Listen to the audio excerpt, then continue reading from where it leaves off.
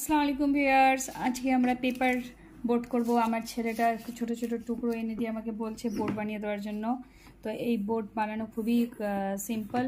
তো আজকে বোর্ড বানানো যাক। আপনারা আপনাদের ছোট ছেলে মেয়েকে পেপার দিয়ে আমার মতো করে বোর্ড বানিয়ে দিয়ে কখনো কখনো এইভাবে নিয়ে খেলতে পারেন।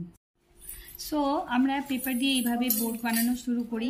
এই যে একটা পেপার ফোল্ড করব, ফোল্ড করে এরকম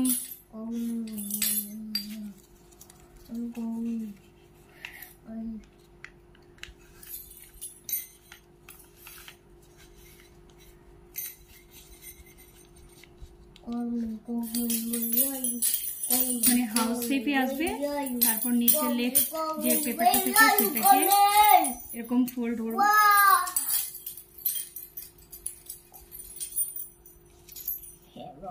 তারপরে আদার সাইডে করে নিব।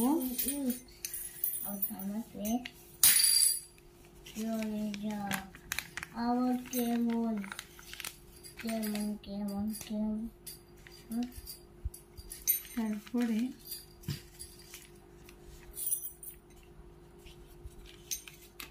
এই যে এভাবে ফোল্ড করব।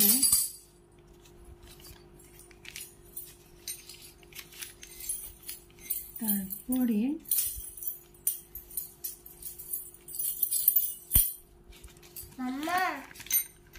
দাঁড়াও, এদিকে বাচ্চাটা আমাকে একটু ডিস্টার্ব করছে আজকে।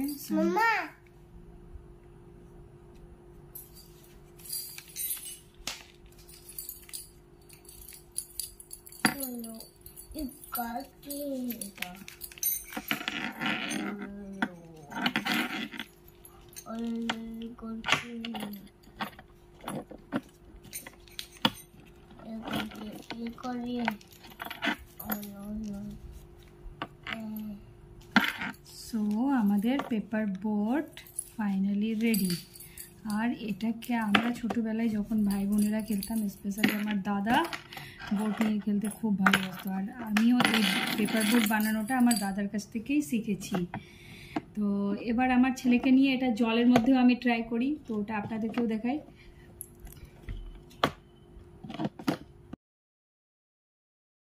এটা জলের মধ্যে ছেড়ে দিয়েছি। আমার ছেলেটা তো মানে জলে সবসময় ডুবিয়ে দেয়, কিন্তু ওটা এইভাবে না করে যদি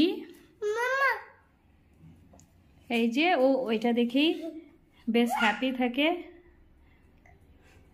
সো আপনারাও বাড়িতে এইভাবে একটা পেপার বোর্ড বানিয়ে, ওই 90s যারা, আমি যেমন 90s, তো পুরনো হারিয়ে যাওয়া খেলা বা পেপার ক্রাফটস হারিয়ে যাচ্ছে, তো সবার স্মৃতিতে এটাকে আবার নতুন করে জাগিয়ে তোলার জন্য আমার আজকের এই ব্লগটি।